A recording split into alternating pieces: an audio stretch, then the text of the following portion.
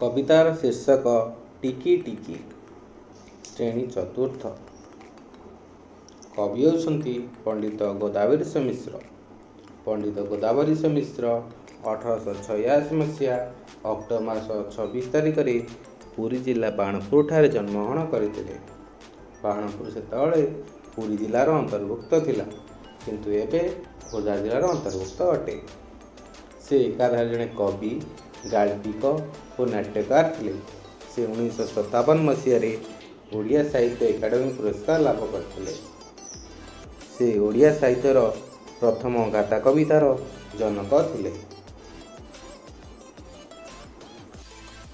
तांकर गाथा कविता संकलन गुड़िक ହେଲା आलेलिखा, कुसुम, कलिका, किशलय, चयनिका, गीतायन, गीतिगुच्छ, कवितायन।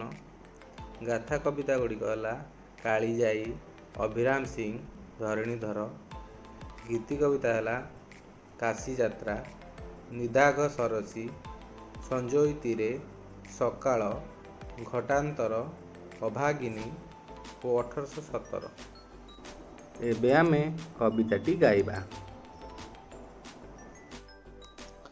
टिकी टिकी टोपा पानी रे गड़ा होइची सिंधु, दिशु नाही सिना आखि की तार असंख्य बिंदु। टिकी टिकी धूली कणिका मिसी होइची धरा, पहाड़ पड़िया नगर सबु धूली रे गढ़ा। कोटी गोटी केते गछरे परा तियारी बन, एते लोक हित साधुची एते बांटुची धन।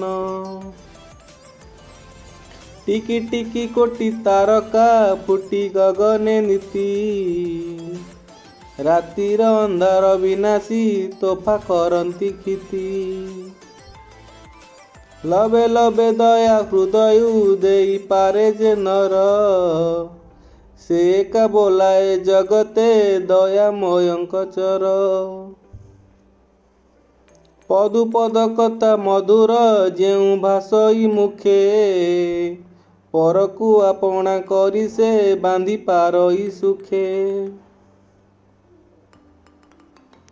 टिकी टिकी काजे सुगति जेबे देखाई पार, तेबे सिना मते पिलाए जन्म करिबा सार।